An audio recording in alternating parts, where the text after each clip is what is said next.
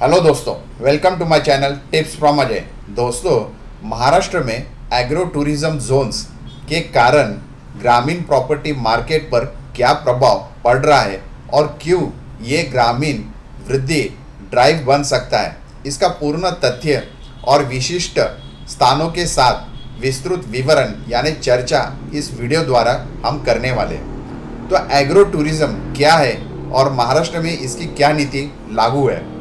Agro tourism यानी कृषि पर्यटन वह गतिविधि जिसमें शहरी पर्यटक खेती, ग्रामीण जीवन, स्थानीय संस्कृति और खेतीबाड़ी का अनुभव लेते हैं। महाराष्ट्र देश में सबसे पहले राज्य था जिसने एग्रो टूरिज्म पॉलिसी लागू की ताकि ग्रामीण विकास, किसानों की आय और पर्यटन दोनों को बढ़ावा मिल सके। इस नीति के अंतर्गत किसान और भूमि मालिक अपने खेतों, जमीन को पर्यटन गतिविधि के लिए विकसित कर सकते हैं, जैसे होम स्टे, फार्म स्टे, अनुभव कृषि गतिविधियाँ, ग्रामीण संस्कृति, लोक कला का अनुभव। इसके साथ फल, वाइन, नारियल, बाग घाट पर्यटन, प्राकृतिक पर्यटन केंद्र, इनसे ग्रामीण क्षेत्रों में नए आय स्रोत और रोजगार उत्पन्न होता है।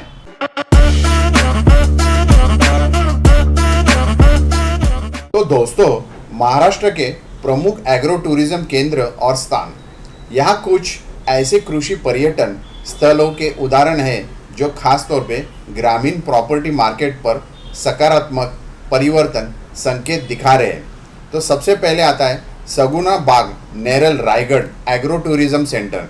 रायगढ़ जिले के नेरल में ये स्थित है एग्रो टूरिज्म सेंटर, जहां कृषि आधारित अनुभव, डेयरी, खेत का जीवन आदि का अनुभव मिलता है।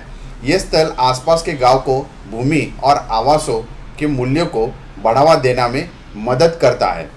दूसरा है बारामती पुणे यानी agro tourism development centre. Pune जिले के बारामती में एक बड़ा एग्रो टूरिज्म केंद्र है जो विशेष कार्यक्रम, प्रशिक्षण और ग्रामीण पर्यटन को सुविधाएं देता है। यहाँ खेती और पर्यटन का मेला ग्रामीण क्षेत्रों में नई आय और रोजगार लाकर दे रहा है। तीसरा है नासिक वाइन और द्राक्ष पर्यटन।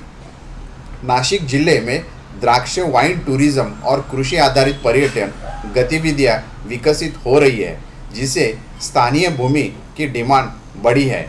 चौथा है पालघर का और सातारा। पालघर में पळसण जैसे केंद्र और सातारा में पारंपरिक कृषि अनुभव वाले केंद्र ग्रामीण पर्यटन को बढ़ावा दे रहे हैं। अंजनवेल, रत्नागिरी, नारियल केली पर्यटन, ये पांचवा लोकेशन है। तो कोंकण क्षेत्र में अंजनवेल जैसे स्थानों पर कृषि पर्यटन ने स्थानीय भूमि को एक नया व्यावसायिक उद्देश्य दिए हैं। अब देखते हैं कि महाराष्ट्र सरकार की नई नीति संशोधन और फायदे यानी एग्रो टूरिज्म पॉलिसी क्या कहती है।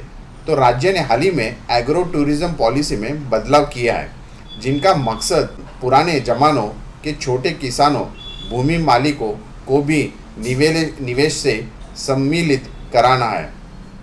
अब किसान खास तौर पे और छोटे निवेशक निजी निवेशों के साथ मिलकर साझा निवेश यानी लीज पार्टनरशिप कर सकते हैं। 8 कमरों तक का अतिथि निवास एकोमोडेशन अब टाउन प्लानिंग अथॉरिटी की अनुमति के बिना बनाया जा सकता है। कृषि पर्यटन केंद्रों पर स्थानीय उत्पाद, खाद्य, हस्तकला आदि बेचना भी अनुमति के साथ आय का स्रोत बनता है।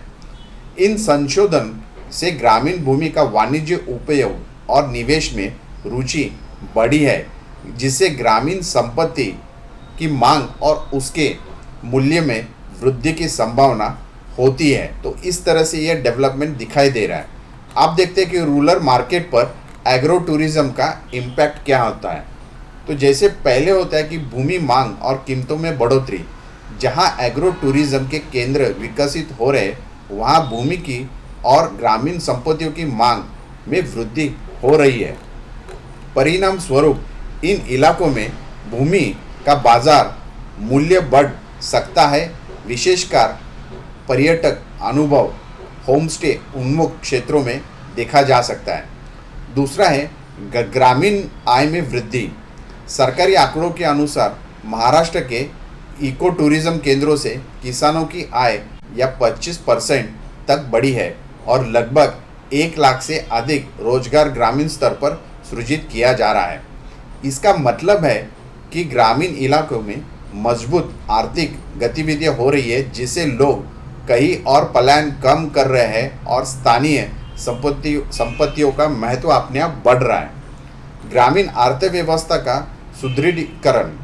पर्यटन की वजह से स्थानीय होम स्टे, गाइडिंग, खाने पीने के कारोबार, कला शिल्प का भी व्यवसाय विकसित हुआ है। इससे ग्रामीण समुदाय की खरीद क्षमता और निवेश क्षमता में सुधार भी हो रहा है।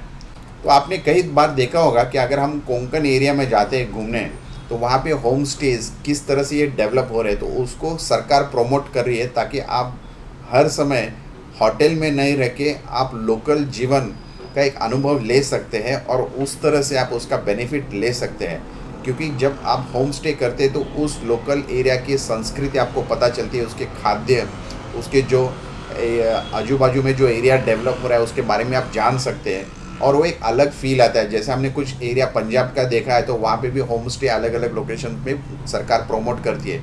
तो उस तरह से महाराष्ट्र में ख़ास तौर पे कोंकण एरिया, जहाँ पे हम लोग देखते हैं रायगढ़ से लेके सिंधुदुर्ग में कोई भी आप समुद्र तटीय लोकेशन में अगर आप जाते हैं वीकेंड में या में भी छुट्टियों में, बच्चों की स्कूल को जब छुट्टी होती है, तो उस टाइम पे ये आपको होम स्टे का एक फील, एक अलग फील नेक्स्ट लेवल का दे सकते हैं, एक अलग अनुभव आपको ले सकते हैं और लोकल संस्कृतियों से आप रूबरू हो सकते हैं।